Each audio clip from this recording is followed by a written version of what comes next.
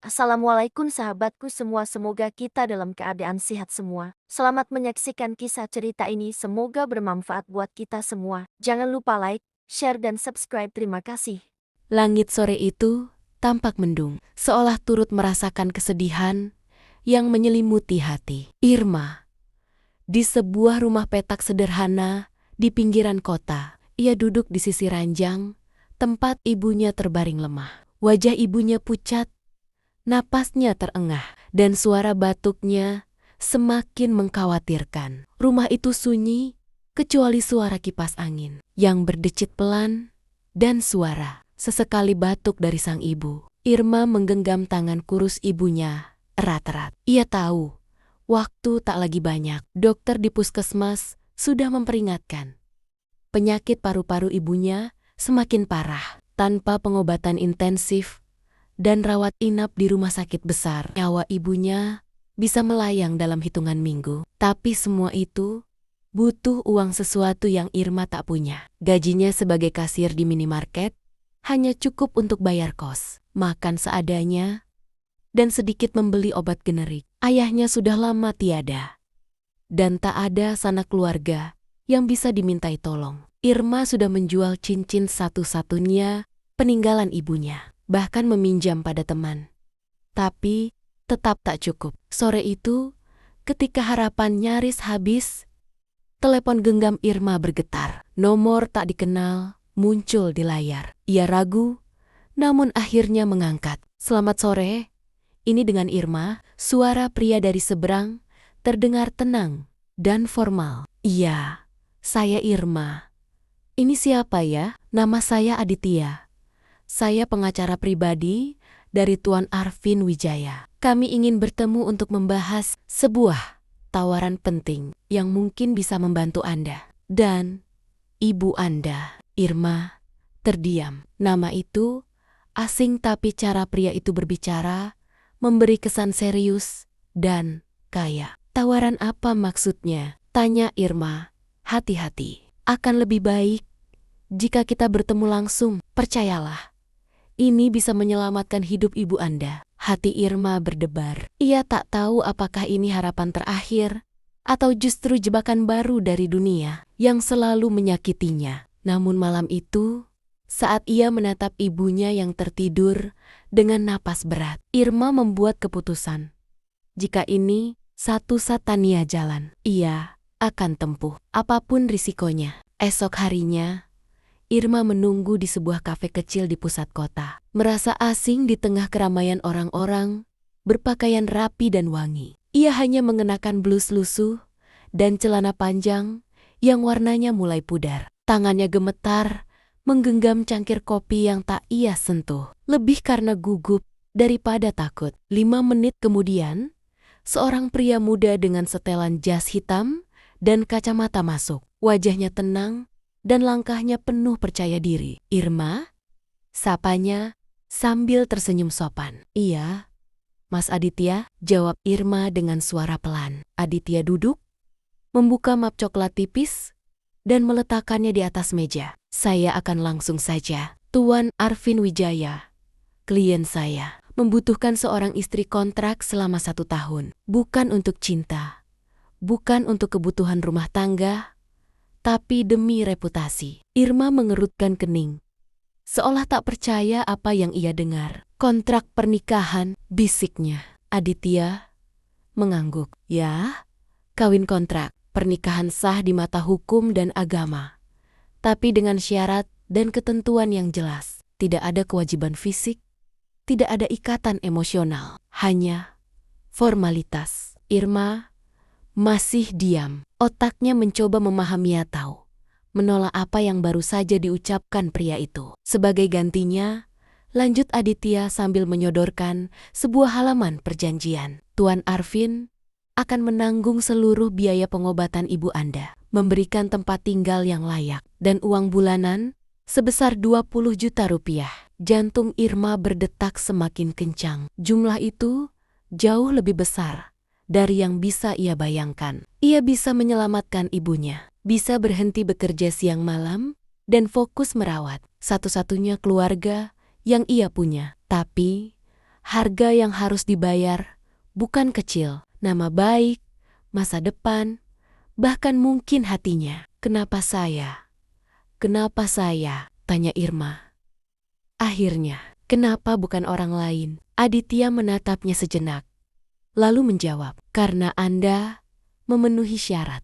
Tidak punya keluarga besar, tidak terkenal, dan cukup putus asa untuk menerima tawaran ini tanpa banyak pertanyaan. Kata-kata itu menampar Irma. Tapi ia tahu itu benar. Aditya menyodorkan pena. Ambil waktu Anda. Tapi keputusan ini harus dibuat secepatnya. Ibu Anda tidak punya banyak waktu. Dan kontrak ini tidak akan ditawarkan 2 kali. Irma menatap pena itu lama. Di benaknya, wajah ibunya muncul wajah lelah yang selalu tersenyum meski menahan sakit. Air mata mulai menetes di sudut matanya. Dalam hati kecilnya, Irma tahu, hidupnya tak akan pernah sama lagi setelah hari ini. 2 minggu setelah pertemuan di kafe itu, Irma berdiri gugup di depan cermin besar di dalam kamar hotel berbintang 5. Gaun putih sederhana melekat di tubuhnya. Hiasan tipis mempercantik wajah yang sebenarnya masih dihantui kebingungan. Di luar pintu, dunia sedang bersiap menyambut pernikahan antara gadis miskin dan pewaris perusahaan raksasa Arvin Wijaya. Upacara pernikahan berlangsung cepat dan tertutup. Hanya keluarga inti Arvin, Aditya sang pengacara, dan seorang penghulu. Tidak ada pesta mewah. Tidak ada senyum bahagia dari kedua mempelai. Hanya janji yang diucap dengan datar dan sorot kamera yang mendokumentasikan pernikahan yang lebih mirip transaksi bisnis daripada awal kisah cinta. Arvin mengenakan setelan jas hitam, berdiri kaku di samping Irma. Pria itu tampan, dingin, dan nyaris tanpa ekspresi. Bahkan ketika menyematkan cincin ke jari Irma, ia melakukannya seolah sedang menandatangani kontrak penting, bukan mengikat janji seumur hidup. Mulai hari ini, kamu tinggal bersamaku di rumah utama. Ada aturan yang harus kamu patuhi, ucap Arvin setelah upacara selesai. Suaranya tegas, formal, seolah membaca dari skrip. Irma hanya mengangguk pelan. Ia sudah membaca dan menandatangani semua syarat. Tidak boleh ikut campur urusan pribadi Arvin. Tidak boleh membahas perasaan. Tidak boleh membuka identitas pernikahan mereka ke publik. Dan yang terpenting, setelah 1 tahun, mereka akan bercerai tanpa tuntutan apapun. Malam itu, di kamar mewah yang dingin dan luas, Irma duduk sendiri di sisi ranjang. Arvin memilih tidur di ruang terpisah, seperti yang sudah disepakati. Tak ada ucapan selamat malam. Tak ada percakapan hangat, hanya kesunyian yang menggantung tebal di antara dinding-dinding kemewahan itu. Namun, saat Irma membuka ponselnya, ia melihat pesan dari pihak rumah sakit. Ibu Anda sudah dipindahkan ke ruang perawatan intensif. Biaya awal telah ditanggung oleh donatur anonim. Matanya mulai basah. Di balik pernikahan dingin dan kontrak tanpa hati ini, setidaknya ada satu hal nyata. Ibunya masih hidup dan kini punya harapan. Irma menatap cincin di jarinya. Ia tak tahu apa yang akan terjadi dalam 1 tahun ke depan. Tapi satu hal pasti, hidupnya kini bukan lagi miliknya sendiri. Hari-hari pertama Irma sebagai istri kontrak berjalan canggung. Rumah mewah Arvin sangat sunyi, hampir seperti museum. Pelayan-pelayan bekerja tanpa suara. Dan Arvin sendiri lebih sering menghilang sejak pagi hingga malam. Saat pulang, ia hanya melempar anggukan dingin, masuk ke kamarnya, lalu hilang dari pandangan. Irma hanya bisa menyesuaikan diri. Ia lebih banyak menghabiskan waktu di perpustakaan rumah, membaca buku, atau menelepon rumah sakit untuk menanyakan kondisi ibunya. Hatinya lega karena ibunya mulai menunjukkan tanda membaik. Tapi rasa asing dan kehampaan di rumah itu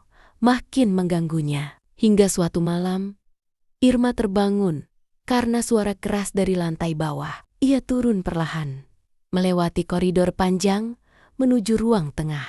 Dari balik pintu, yang sedikit terbuka. Ia melihat Arvin berdiri di depan meja minuman dengan botol wine yang hampir habis di tangannya. Wajahnya tak seperti biasanya kusut, mata merah dan penuh amarah yang ditekan. "Kenapa kamu di sini?" tanya Arvin tanpa menoleh. Irma ragu, tapi akhirnya menjawab, "Aku dengar suara. Aku khawatir ada apa-apa." Arvin tertawa kecil, getir. "Lucu, kita menikah, tapi kamu tetap terlihat seperti tamu yang tersesat." Irma diam. Ia ingin pergi, tapi ada sesuatu dalam nada suara Arvin yang membuatnya tetap berdiri di sana. "Ayahku ingin aku segera menikah," katanya, "agar saham keluarga tetap utuh. Kalau tidak, dia akan mengalihkan seluruh kendali perusahaan ke sepupuku yang licik itu." Arvin meneguk langsung dari botol. "Pernikahan ini cuma formalitas, supaya aku bisa mempertahankan apa yang seharusnya jadi milikku." Irma menatapnya dalam diam. Akhirnya, sebagian teka-teki mulai terjawab. "Aku muak dengan semua ini," lanjut Arvin. "Semua orang berpikir aku sempurna, pewaris ideal. Tapi mereka tak tahu, aku ini rusak. Aku kehilangan ibu karena ayahku sibuk memburu kekuasaan. Sekarang dia paksa aku menikah, seperti alat permainan." Hening beberapa detik. Arvin menatap Irma dengan mata merah. "Kau pikir aku bahagia menikah dengan orang asing yang bahkan tak aku kenal?" Irma terkejut, tapi ia menelan perasaannya. "Kau bukan satu-satunya yang terjebak dalam pernikahan ini," ucapnya pelan. Kata-kata itu menghentikan Arvin. Ia memandangi Irma untuk pertama kalinya dengan tatapan yang berbeda. Tidak sekaku biasanya. Ada rasa bersalah di sana, atau mungkin pengakuan. Malam itu tak ada permintaan maaf, tak ada pelukan dramatis. Tapi untuk pertama kalinya sejak pernikahan itu, Irma merasa sedikit mengerti siapa sebenarnya pria dingin di balik kontrak itu. Dan mungkin Arvin pun mulai melihat Irma bukan sekadar syarat formalitas. Sejak malam itu, ada sesuatu yang berubah. Arvin tak lagi seasing dulu. Ia mulai menyapa Irma saat sarapan, meski hanya dengan kalimat pendek. Ia mulai pulang lebih awal dari kantor, kadang membawa makanan favorit Irma meski mengaku itu hanya kebetulan. Irma pun perlahan menurunkan benteng dalam dirinya. Ia mulai bicara lebih banyak, tertawa kecil saat menonton film di ruang tamu, dan bahkan menemani Arvin membaca di perpustakaan tanpa diminta. Namun, semua itu tetap dibatasi satu hal. Kontrak. Keduanya masih terjebak dalam garis tak terlihat yang membatasi mereka. Ada ketertarikan yang tumbuh, ada kenyamanan yang tak bisa mereka tolak, tapi juga ada rasa takut melangkah lebih jauh karena semuanya diawali dengan kebohongan. Suatu sore, Irma menemukan Arvin duduk sendiri di taman belakang rumah, memandangi langit yang mulai gelap. "Kamu jarang duduk di sini," ujar Irma sambil duduk di bangku yang sama, menjaga jarak. Arvin mengangguk pelan. "Dulu ibu suka duduk di sini," dia bilang. "Tempat ini bikin dia merasa damai." Irma menatap wajah Arvin.